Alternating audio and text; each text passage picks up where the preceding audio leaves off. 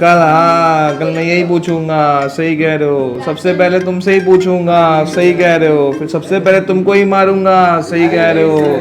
कल का देखो दिन कैसा बनेगा तुम्हारा, ठीक है। क्या आनंद बाबू, ओह शिट, कट करना पड़ेगा, कट कट। शाकाल चलेगा, फिर पगला जाओगे। फिर क्या बता दिया सर आपने, पगला टीचर, ठीक है यही बोल दोगे। चलिए यहाँ पे फॉर्मूला क्या है, 0.529 into N square upon Z. तो यहाँ पे 0.529 इंटू 5 का स्क्वायर अपॉन जेड। जेड कितना है यहाँ पे 1 होगा। आंसर कितना है 13 पॉइंट बोलो 13.225 ए नॉट, ये आंसर है। और यहाँ पे R5 लिखेंगे क्यों, फिफ्थ ऑर्बिट निकाल रहे हैं।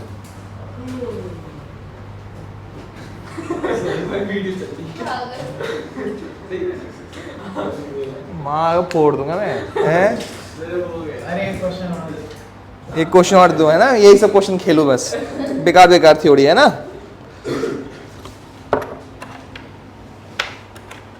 चलिए नेक्स्ट थ्योरी पे आते हैं। अभी और भी क्वेश्चंस करेंगे, इसके अच्छे अच्छे क्वेश्चंस करना है अभी हमने नहीं किए हैं।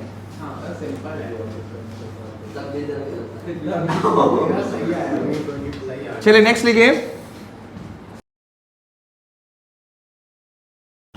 देखिए अकॉर्डिंग टू बोहर्स पोस्टुलेट की मैं बात करूं तो उसने क्या बताया था, MVR इक्वल टू क्या था, NH अपॉन 2 पाई, यही था ना। ये देख लो, लिखना बंद करें। NVR इक्वल टू क्या है, NH, NVR equal to N क्या है,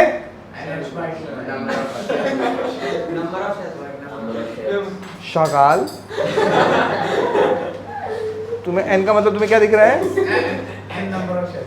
शेल है ना। H क्या है, एक मिनट बताओ value 6.626 into 10 power minus 34 joules। ठीक है चलो ठीक है हो गया। हाँ देखिए यहाँ पे V निकाल रहे, ठीक है V निकालना है ना, वेलोसिटी निकालनी है ना। तो क्या करेंगे, NH अपॉन 2 पाई MR समझ में नहीं है। अब देखिए R हमने जस्ट निकाला, क्या निकाला देखिए याद करो, NH क्या निकाला था, N square H square upon 4 pi square KM ZE square. बात समझ में चीज, सही किया ही नहीं है। ये रहा, अब इसको सॉल्व करना है। एक्सप्रेशन बनाओ ना, एक्सप्रेशन बनाओ फटाफट। हाँ ये M से M कट जाएगा, पाई से पाई कटेगा, 2 से 2 कटेगा। देखिए यहाँ पे नेक्स्ट मेरे पास, हाँ नेक्स्ट मेरे पास इसमें कट करना है। इसमें कट करने पे क्या क्या आएगा, देखिए ये वाला कट हो जाएगा इससे, ये MM कट जाएगा, ये देखो, और ये पाई वाला भी कट जाएगा, 2 भी कट जाएगा, दिख रहा है सबको, ठीक है। अब यहाँ पे क्या बचेगा, जब ये ऊपर जाएगा तो क्या बचेगा, यहाँ पे देखिए 2 बचेगा, पाई बचेगा, K बचेगा ना, हाँ, और ZE स्क्वायर ये होगा अपॉन में NH। तो मतलब फॉर्मूला मेरे पास आ गया V equal to 2 pi K ZE square upon NH। ये अभी तक पेपर में नहीं पूछा गया एक्सप्रेशन। कमाल की बात तो ये है, तो अगर पूछ लिया तो डायरेक्ट नोट से क्वेश्चन आएगा, ये जान ले, ठीक है। अब इधर देखें, अब आता है कि इस पे बेस्ड वेलोसिटी पूछा जा चुका है। अब इसको सॉल्व करेंगे तो इसकी वैल्यू आएगी V equal to 2.18 into 10 to the power 6 into Z square, sorry Z upon N। ये फॉर्मूला आएगा इसको सॉल्व करने पे, इसकी वैल्यू पुट करेंगे, सॉल्व करने पे ये आ जाएगा। अब ये आता है कि अगर याद करना है 2.18 ना याद करके 2.16 याद कर लो, 6 रहेगा तो और आसान है याद करना, ऐसे भी याद कर सकते हैं। हालांकि एग्जैक्ट कितना होता है, 2.18 होता है। बात सुना ही नहीं है कि कंफ्यूजन ना हो, क्लियर है सबको। तो देखिए एनर्जी क्या होता है, अगर हम बात करें तो बहुत बचपन से पढ़ते आ रहे हैं कि टोटल एनर्जी की मैं बात करूं, टोटल एनर्जी की मैं बात करूं तो यहां पे क्या होगा, potential energy plus kinetic energy, यही तो होगा। क्या होगा, potential energy versus kinetic energy, यही होगा ना। ठीक है, अब देखिए काइनेटिक एनर्जी कैसे निकालते हैं, पोटेंशियल एनर्जी कैसे निकालते हैं, ध्यान सुनेंगे। काइनेटिक एनर्जी का फॉर्मूला क्या होता है, याद करें। काइनेटिक एनर्जी का फॉर्मूला क्या होता है, 1/2 mv², यही होता है ना काइनेटिक एनर्जी का फॉर्मूला, ये तो पढ़ा है ना सबने। ठीक है, अब पोटेंशियल एनर्जी की मैं बात करूं तो पोटेंशियल एनर्जी की मैं बात करूं यहां पे तो क्या होगा, देखिए पोटेंशियल एनर्जी mgh होता है, सबको पता है ये बात, बट हमें वो यूज नहीं कर सकते। क्यों, यहां पे हाइट की बात नहीं हो रही है, यहां पे इलेक्ट्रॉन्स की बात चल रही है। इलेक्ट्रॉन रिवॉल्व कर रहा है ऑर्बिट पे, हम किसकी बात कर रहे हैं, इलेक्ट्रॉन की बात कर रहे हैं। तो यहां पे क्या होगा, पोटेंशियल एनर्जी कैसे निकालते हैं, ये फिजिक्स में पढ़ोगे 12th क्लास में, चैप्टर इलेक्ट्रोस्टैट्स में स्टडी करनी है। क्या करनी है, सुनना ध्यान से, -k(q1)(q2)/r। अब सुने ध्यान से, फिर से आ गया, वहां पे r² था, कूलम्बिक फोर्स जो था r² था, और यहां पे अपॉन में r है। फर्क समझ में आ रहा है क्या है, वहां पे क्या था r² और यहां क्या है r है, वहां पे क्या था और यहां पे फर्क समझ में आया, वहां पे क्या था, क्या था वहां पे r² था, किसके लिए था, कूलम्बिक फोर्स के लिए था, किसके लिए था, कूलम्बिक फोर्स, और यहां पे क्या है r है। ये पोटेंशियल एनर्जी का फॉर्मूला है, ये हम पढ़ेंगे फिजिक्स में। अब माइनस क्या इंडिकेट करता है, माइनस क्या इंडिकेट करता है, माइनस ये बताएगा, सुनना ध्यान से, माइनस ये बताएगा इस जगह पे कि ये यहां पे इनके बीच अट्रैक्शन हो रहा है, Q1 Q2 के बीच में क्या हो रहा है, अट्रैक्शन, सच्चाई है। न्यूक्लियस क्या है, पॉजिटिव चार्ज, इलेक्ट्रॉन क्या है, नेगेटिव चार्ज, दोनों के बीच क्या होगा, अट्रैक्शन। तो यहां पे अट्रैक्शन हो रहा है, यहां पे क्या हो रहा है, अट्रैक्शन, इस जगह पे इन दोनों के बीच क्या हो रहा है, अट्रैक्शन हो रहा है। तो इसमें जो पोटेंशियल एनर्जी लगेगी तो ये लगेगी, तो माइनस क्या इंडिकेट करता है, यहां पे इनके बीच अट्रैक्शन हो रहा है। मैंने यहां पे क्या माना था, न्यूक्लियस को Ze और इसको क्या लिया था, E लिया था, ये लिया था ना। तो लिख लेते हैं -kZe²/r, लिख सकते हैं। चलिए यहां तक लिख ले फटाफट।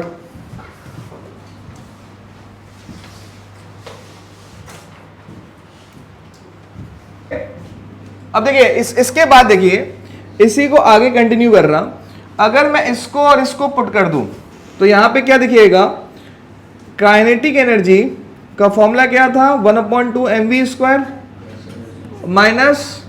-kZe²/r, ये टोटल एनर्जी हो जाएगा, TE लिख दिया, TE का मतलब है टोटल एनर्जी। ठीक है, अब ये क्या, अब हमने थोड़ा सा बेसिक यूनिट डायमेंशन पढ़ा होगा, बेसिक यूनिट डायमेंशन पढ़ा होगा, तो उसमें यह बताया जाता है कि भाई साहब इससे माइनस कैसे करोगे, जब ये क्वांटिटी और ये क्वांटिटी, हाँ ये और ये अगर सेम होंगे तभी तो माइनस कर पाओगे। अगर एनर्जी जूल में है और दूसरी एनर्जी भी जूल में, तभी तो माइनस होगा। अगर जूल और कैलोरी में है तो माइनस होगा क्या, नहीं होगा, कन्वर्ट करना पड़ेगा, यही तो सीखा था हमने। तो छोटी बेसिक मैथमेटिक्स यही सिखाती है, यहां पे इनको दोनों को सेम करें। देखो कैसे सेम करेंगे, ध्यान से देखना। मैं क्या इसको लिख लिया ना, मैं क्या कर रहा है इस जगह पे, सुनना ध्यान से, हमें पता है कि कूलम्बिक फोर्स और सेंट्रीफ्यूगल फोर्स एक दूसरे क्या होता है, इक्वल होता है, ये हमें पहले से पता है। और यहां पे फॉर्मूला क्या था बताइए, kZe²/r², यही पता था ना मैं, और इसका क्या पता था, mv²/r, इस फोर्स का फॉर्मूला ये था। अब ये फॉर्मूला कैसा है, फिजिक्स में पढ़ेंगे आराम से, डेरिवेशन। अभी याद रखना है, सेंट्रीफ्यूगल फोर्स का फॉर्मूला क्या होता है, ये होता है। अब ये r से r कैंसिल हो जाएगा, होगा कि नहीं होगा, इसका मतलब r से r कैंसिल हो जाएगा यहां पे, तो ये तो कैंसिल हो गया। ठीक है, दोनों को हाफ से मल्टीप्लाई कर दो, ऐसे ही कर रहा, मन कर रहा। ठीक है, देखो तो सही क्या होने वाला है। तो क्या बन गया, ये काइनेटिक एनर्जी बन गया, ये क्या बन गया, काइनेटिक एनर्जी, और ये क्या बन गया यहाँ पे देखो, यहाँ पे क्या बचेगा, अरे समझ में नहीं आया। अब इसको पुट कर सकते हैं इसमें, अब माइनस हो सकता है, अरे समझ में आया कि नहीं आया? माइनस कर दो, कितना होगा? Minus half K Z E square upon R. समझ में आया कुछ? ठीक है, यहां तक लिख लें हैं। चलो देखो यहाँ पे, अच्छा यहां पे ऐसे लिख सकते हैं के जेड ई स्क्वायर, आर का फॉर्मूला क्या आता बताओ? एन स्क्वायर एच स्क्वायर 4 पाई, बोलो के एम जेड ई स्क्वायर। ये लास्ट क्लास में प्रूफ किया था। ठीक है, देख सकते हैं इधर। बात समझ में कि नहीं है? इसको सॉल्व करो, जो वैल्यू है सब पुट करो, देखो क्या आता है। समझ नहीं आया? देखो समझ से समझोगे। इधर देखो, इधर देखो, इधर देखो। क्या अनंत बाबू? ओह शिट, कट करना पड़ेगा, कट ठीक है, देखो इधर। हाँ इधर देखो, यहाँ पे क्या करेंगे? अगर इसको सॉल्व करेंगे तो क्या होगा? ये वाला जो पार्ट है, हाँ माइनस हाफ तो रहेगा और into K Z square upon N square, और ये वाला पार्ट कहाँ जाएगा? मल्टीप्लाई में ऊपर चला जाएगा। 4 पाई स्क्वायर के जेड के एम जेड, रुको तो जाओ, ई स्क्वायर। अब देखिए यहाँ पे 2 से 2 कैंसिल हो जाएगा, 2 से 4 कैंसिल हो जाएगा। ठीक है, और कौन सा कटेगा बताओ इसमें? बस मल्टीप्लाई हो रहे हैं, के स्क्वायर हो जाएगा, जेड स्क्वायर हो जाएगा, एम भी आएगा, ई की पावर 4 आएगा, पाई स्क्वायर भी होगा, माइनस 2 पाई स्क्वायर, ठीक है, अपॉन में एन स्क्वायर एच स्क्वायर। इसकी वैल्यू, इसकी वैल्यू, इसकी वैल्यू, इसकी वैल्यू, इसकी वैल्यू, इसकी तो नहीं, इसकी वैल्यू, इन दोनों की वैल्यू पुट करें। वैल्यू पुट करना है, बस वैल्यू पुट कर दो। नहीं बताए, जल्दी इसको वैल्यू पुट कर दो, बस कुछ मत करो, वैल्यू पुट कर दो। वैल्यू पुट करने के बाद जो वैल्यू आएगी वो कितनी आएगी?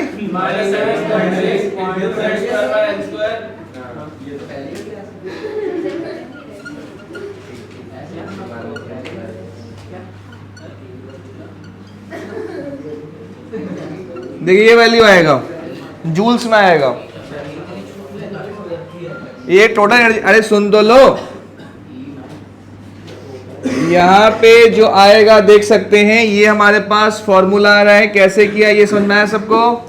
क्या किया? इसको सॉल्व करने के बाद ये आएगा, और ये एक्सप्रेशन भी याद होना चाहिए। ये वाला एक्सप्रेशन बहुत इंपॉर्टेंट एक्सप्रेशन है, ठीक है? कल, हाँ कल मैं यही पूछूंगा, सही कह रहे हो। सबसे पहले तुमसे ही पूछूंगा, सही कह रहे हो। फिर सबसे पहले तुमको ही मारूंगा, सही कह रहे हो। कल का देखो दिन कैसा बनेगा तुम्हारा, ठीक है? ठीक है, चलिए यहाँ पे बात समझ में आया कि नहीं आया? क्या बोला मैंने? तो ये आ गया, सॉल्व करने पे ये आता है। अगर सॉल्व करेंगे, अगर ईमानदारी दिखाएंगे तो ये आंसर जरूर आएगा। अब बेईमानी करोगे तो नहीं आएगा, डायरेक्ट कर सकते हो।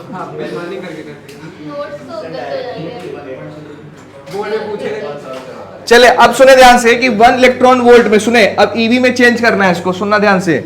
इलेक्ट्रॉन वोल्ट में चेंज करना है। किसमें चेंज करना है? किसमें चेंज करना है? आवाज नहीं आ रही है, चिल्लाने को नहीं कहा था मैंने, भूल गए क्या? चिल्लाने में और तेज बोलने में क्या फर्क है? अब बहुत पिटाई करूंगा मैं। हाँ, किस में चेंज करना है अब? किसको चेंज करना है इलेक्ट्रॉन वोल्ट में? जूल्स को इलेक्ट्रॉन वोल्ट में चेंज करेंगे, ठीक है? तो यहाँ पे देखिए इस जगह पे कि 1 इलेक्ट्रॉन वोल्ट में कितने जूल होते हैं। ये जैसे लगेगा कि ये कूलम का चार्ज बताया जा रहा है 1 इलेक्ट्रॉन का, दिख रहा है? तो कितना आसान है याद करना। समझ में आई चीज? क्या बोला मैंने?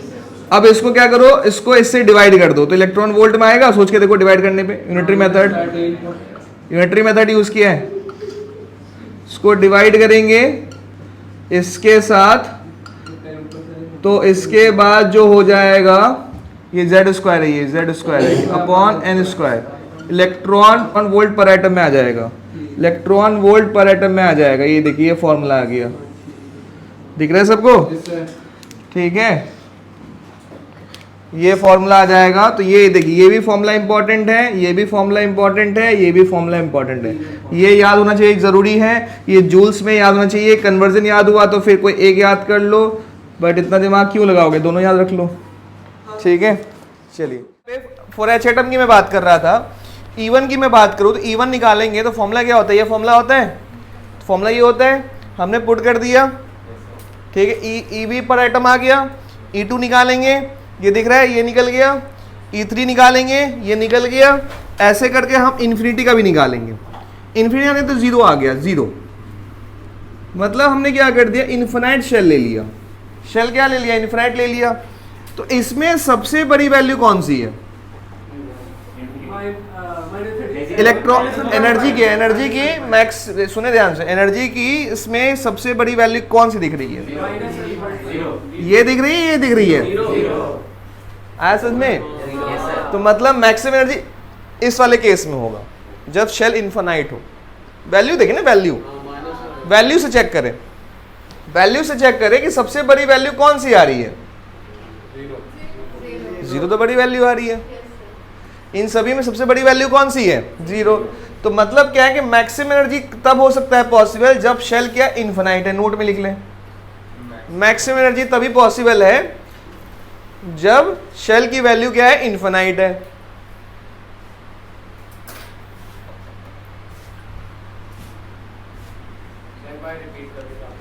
मैंने बोला कि मैक्सिमम वैल्यू तभी पॉसिबल है, मैक्सिमम वैल्यू तभी पॉसिबल है एनर्जी की जब शेल की वैल्यू इनफाइनाइट है। वैल्यू से चेक करें, अपने आप समझ में आ जाएगा।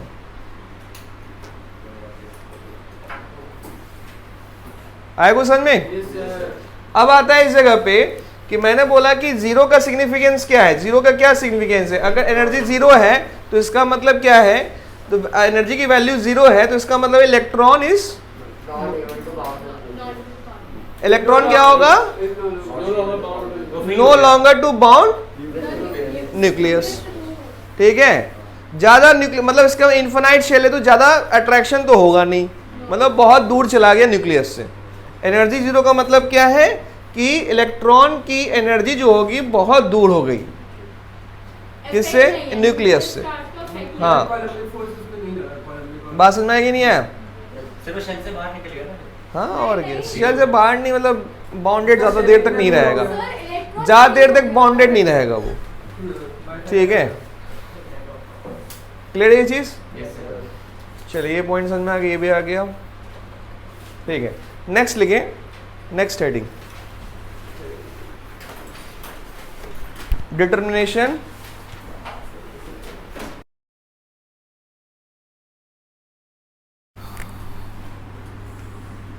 मैंने बोल दिया लेट V क्या है, ये बोल दिया।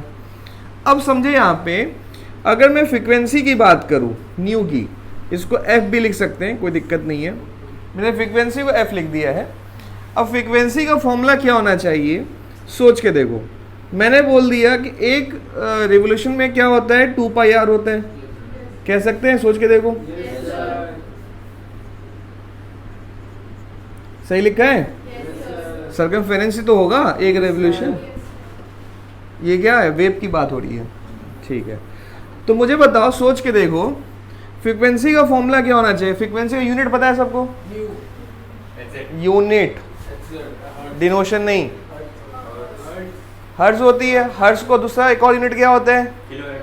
Second inverse. क्या होती है? Second inverse. अरे समझ में आएगी नहीं है? तो इसका मतलब है कि सेकेंड इनवर्स होता है। सेकेंड इनवर्स कब हो सकता है? V/2 पाई r कर दें,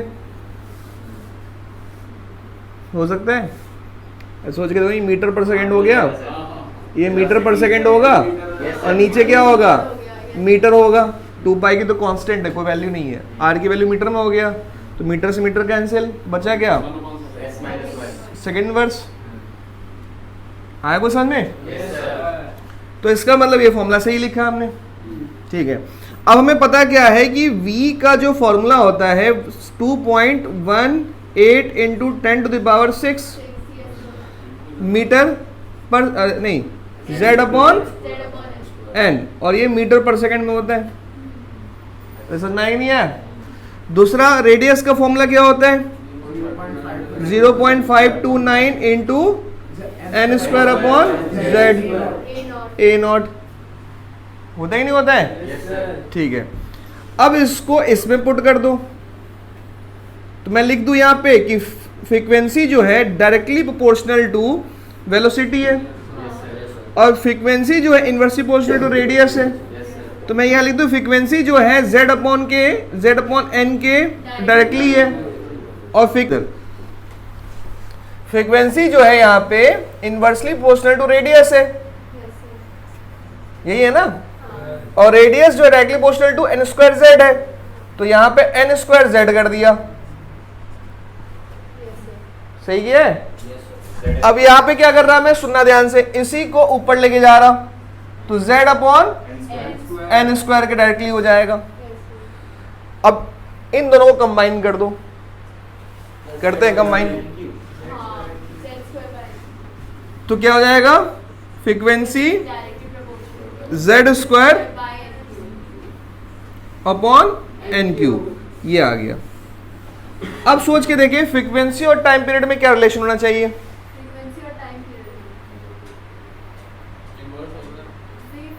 टाइम पीरियड का यूनिट क्या होता है? सेकेंड। फ्रीक्वेंसी क्या होता है? Second inverse. तो एक दूसरे क्या होना चाहिए? इनवर्स। सिंपल है यार, लॉजिक लगाए। तो फ्रीक्वेंसी और टाइम पीरियड एक दूसरे क्या होंगे? इनवर्सली होंगे। बात समझ में आएगी नहीं है? टाइम पीरियड, ये टी क्या है? Time period. टी क्या है? Time period.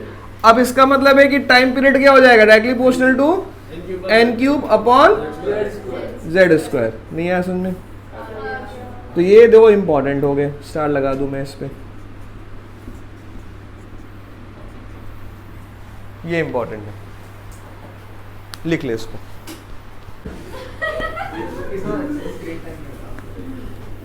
अरे एक शॉट खराब कर दिया इसने।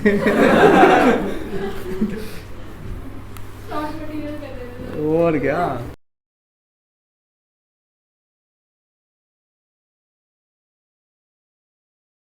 लिख लिया? देखिए यहाँ पे अब सुनेंगे ध्यान से। कहता है कि हमें डिटर्मिनेशन किसकी करनी है? वेवलेंथ की करनी है, ठीक है, ऑफ एमिटेड रेडिएशन। अब वो कह रहा है कि मैंने बोला कि एन इलेक्ट्रॉन, ये पॉइंट समझना बहुत ज़रूरी है, drops from high energy level. High energy level को हम N2 बोल रहे हैं। N2 का मतलब सेकेंड शेल नहीं है। N2 का मतलब N2 का है कि कोई हायर शेल होगा, वो सेकेंड शेल भी हो सकता है, तो कोई और भी शेल हो सकता है। और N1 का मतलब क्या है? लोअर शेल, कोई सभी, ठीक है। बात समझ में नहीं है? अब कह रहा कि मैं अगर मेरे पास delta E equal to SC upon lambda, Bohr's model में देखा था जब बताया गया था थॉर कॉन्सेप्ट, याद है? Thor movie, Thor concept. तो थॉर कॉन्सेप्ट में क्या बताया गया था कि इलेक्ट्रॉन जो है यहां से यहां जंप कर रही है, तो एनर्जी रिलीज होगी या एब्जॉर्ब होगी? एनर्जी रिलीज होगी। तो हायर से लोअर की तरफ जा रही है, तो एनर्जी क्या हो रही है? रिलीज। तो एनर्जी रिलीज होती है, तो डेल्टा ई एनर्जी डिफरेंस क्या होगा? इनका एनर्जी डिफरेंस क्या होगा? तो higher shell minus lower shell, यही होगा ना? एनर्जी डिफरेंस तो ये होगा। और किसके वजह से हो रहा है? लाइट की वजह से। लाइट पड़ने के बाद ही तो जंप किया, लाइट पड़ने के बाद ही तो जंप किया, तो इसलिए SC अपॉन लैम्डा कर दिया। नहीं आया समझ में? तो ये चीज है। अब इसको देखते हैं, इस जगह पे अगर देखा जाए तो मैं बोल रहा, इस जगह पे क्या बोल रहा, इसका मतलब मैंने E2 माइनस E1 लिख दिया। E2 का मतलब क्या है? हाई एनर्जी, हाई एनर्जी, ध्यान रखना। E2 का मतलब सेकंड शेल की एनर्जी नहीं है, और E1 का मतलब फर्स्ट शेल की एनर्जी नहीं है, लोअर शेल है ये, ठीक है। कंफ्यूज नहीं करना है, बाकी लोग को समझ में आ रहा है? क्लियर? चलिए आगे चलते हैं, ठीक है। इसका फॉर्मूला क्या होता है? अगर मैं जूल्स के टर्म्स में देखूँ तो फॉर्मूला क्या था? -2.18 इंटू 10 टू द पावर, जल्दी बोलो, -18, यही था ना? और जेड स्क्वायर अपॉन n2, 2 का स्क्वायर, यही करेंगे ना। इधर देखो, लिखना बाद में, बात समझ में आई कि नहीं है? अब मैं बोलूं माइनस लगाओ, फिर माइनस लिखूं, 2.18 इंटू 10 टू द पावर, जल्दी बोलो, बताओ, जेड स्क्वायर अपॉन n1 का स्क्वायर, यही होगा ना? दिख रहा है सबको? Equal to SC upon lambda, ये क्लियर सबको? अब Z1 क्यों नहीं लिया? क्योंकि एक ही एटम की बात हो रही है ना, ऑब्वियस सी बात है, एक ही एटम की बात, एटम तो एक ही है, शैली तो अलग हो रहा है, एटॉमिक नंबर तो सेम रहेगा ना, शैली तो चेंज करेंगे, ठीक है। अब ये फॉर्मूला एनर्जी का है, अब इसके बाद क्या कॉमन आ सकता है बताओ? ये वैल्यू और ये वैल्यू, तो देखो कैसे लिख रहा मैं, देखो ध्यान से, देखो कैसे लिख रहा, ये माइनस माइनस प्लस हो गया, सुनना सुनना, इधर देखना निशान, नहीं पता चलेगा फिर पगला जाओगे, फिर क्या बता दिया सर आपने, पगला टीचर, ठीक है, यही बोल दोगे। देखो मैं क्या ले रहा है यहाँ पे, ये वैल्यू ले रहा, देख रहे हो निशान, निशान निशान, ठीक है, ये वैल्यू कॉमन लिया upon, sorry, into Z square, ये लिया। अब देखो देखो, 1 अपॉन n1 लिख दे रहा मैं, क्या दिक्कत है, अपॉन लिखा है सही, सही किया है? नहीं सर, समझ नहीं आया, इसमें समझना ही नहीं कुछ, इसमें कैलकुलेशन है।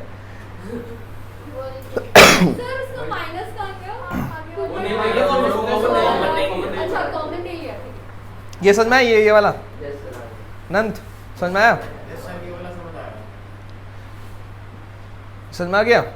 माइनस माइनस प्लस होता है, ये वाली प्लस वाली वैल्यू n1 वाली कौन सी है, प्लस वैल्यू आ गई, तो देखो प्लस में ही है, और ये माइनस में, मल्टीप्लाई करो तो ये आएगा, इसको मल्टीप्लाई कर दो तो ये आ जाएगा, इसको मल्टीप्लाई कर दो तो ये आ जाएगा, पक्का?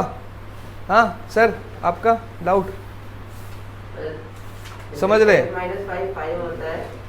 चलिए आगे चलते हैं, ठीक है, बट फालतू की चीज़ पूछ रहे हैं, क्या डाउट है?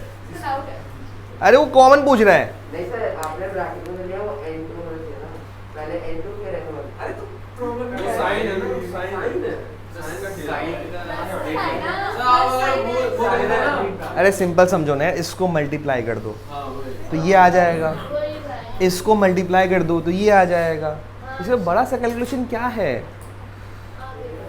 कुछ है ही नहीं, इसको इससे मल्टीप्लाई कर दो ये आ जाएगा, इसको इससे मल्टीप्लाई कर दो ये आ जाएगा, इसमें क्या समझाऊं मैं, समझाने लायक है ही नहीं कुछ, आएगा सर में? चलिए, जिसको हाँ बोलना चाहिए वो हाँ बोल नहीं रहा, क्लियर सबको? चलिए इसका आगे वाला स्टेप चलते हैं, आगे वाला स्टेप, अच्छा लिखा नहीं है, ठीक है। देखो यहाँ पे अब मैंने क्या किया, इस SC,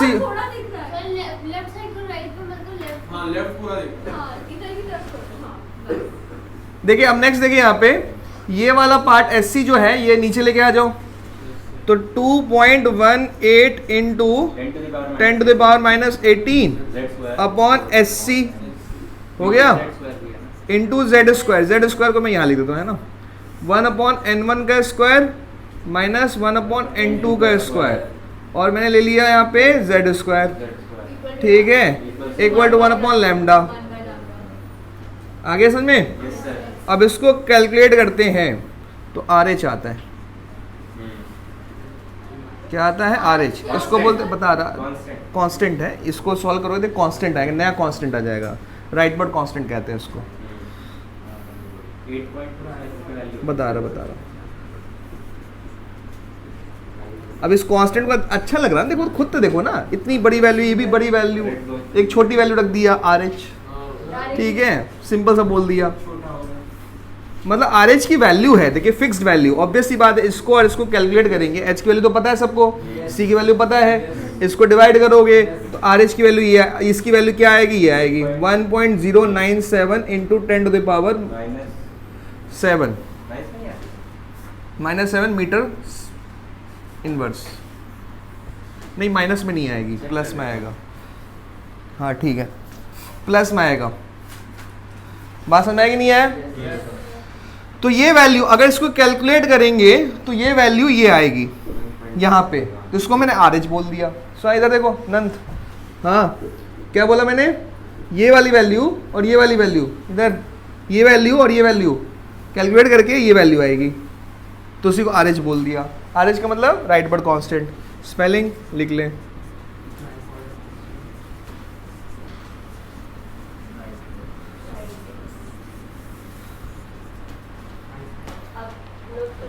और कुछ पूछना है? पूछो ना कुछ पूछना ही नहीं है। देखिए लिस्ट, देखिए लिस्ट समझे कि किस किस का फॉर्मूला हमने कर लिया, कि किस किस का डिटर्मिनेशन किया है। एक तो हमने रेडियस का डिटर्मिनेशन किया, पहला डिटरमाइन किस किस किया हमने, रेडियस किया, दूसरा क्या किया, तीसरा क्या किया, चौथा क्या किया, पांचवा किसका किया, वेवलेंथ। 1 वेवलेंथ किया है तो उसको वेवलेंथ में चेंज कर लोगे, जो भी वैल्यू आएगी 1 लैम्डा आएगा, बाद में इसको चेंज कर देना, रेसिप्रोकल कर देना। तो हमने 5 डिटर्मिनेशन किए हैं, ये चीज़, ये पांचों बहुत इंपॉर्टेंट है। इस चैप्टर का मेन इंपॉर्टेंट यही है और कुछ है ही नहीं। हाँ मतलब एटॉमिक स्ट्रक्चर पार्ट 2 की बात करो तो इस चैप्टर का पूरा यही इंपॉर्टेंट है कि इसको यही करेंगे, यही करना है, यही करना है। बात समझ में आया? क्वेश्चन लिखिए।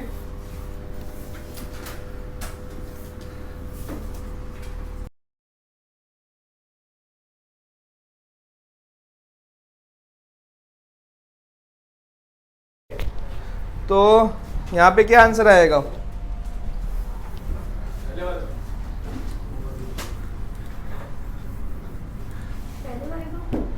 हाँ फर्स्ट वाले का निकालेंगे, तो फर्स्ट वाले का आएगा R1 निकालेंगे ऐसे 0.529 इंटू Z कितना है 1, तो ये तो साफ साफ ये आ जाएगी वैल्यू A0। R2 की वैल्यू 0.529 इंटू बोलो 2 स्क्वायर अपॉन 1, तो कितना आ जाएगा, डबल कर दो, नहीं 4 से मल्टीप्लाई कर दो, कर लोगे, कर लेना, चलो कोई नहीं, कर लेना, ठीक है। R3 की वैल्यू 0.529 इंटू 3 का स्क्वायर, कर लेना, A0 में आएगा आंसर। इसको भी कर लेना, इसको भी कर लेना, ठीक है, दोनों कर लेना है। V1 निकाल दे, V1 की वैल्यू बताओ क्या होगा, 2.18 इंटू 10 टू द पावर 6।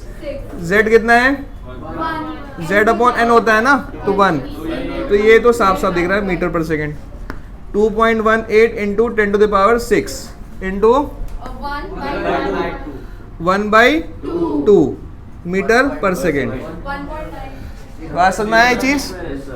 ये R2 की वैल्यू होता है, V1 V2 V3, इसकी वैल्यू 1/3 मीटर पर सेकेंड, ठीक है।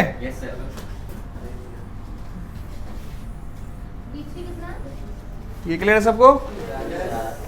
अभी देखो, अब इसका निकालते हैं, रेडियस रेशियो निकालना है किसका, R2 अपॉन R3। R2 किसका, H एटम का,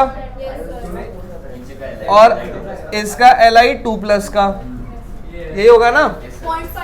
हाँ 0.529 कट जाएगा,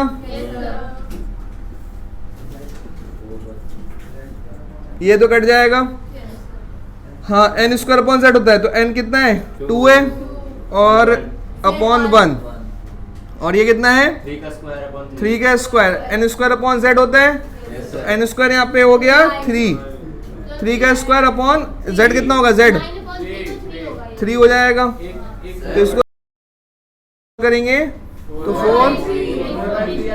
4:3 आ जाएगा, 4:3। तो 3 तो लिखा है, ये n है, ये हाइड्रोजन है, ये हाइड्रोजन का है, ये हाइड्रोजन का ही लिथियम का है, ठीक है। चलिए समझ में आ गई ये चीज, ठीक है। तो ये कर लेंगे, नेक्स्ट क्लास में और भी क्वेश्चंस करेंगे, क्वेश्चंस अच्छे अच्छे करवाने हैं इसके, ठीक है, पेपर में अच्छे अच्छे क्वेश्चंस आते हैं। चलिए नेक्स्ट क्लास में करते हैं।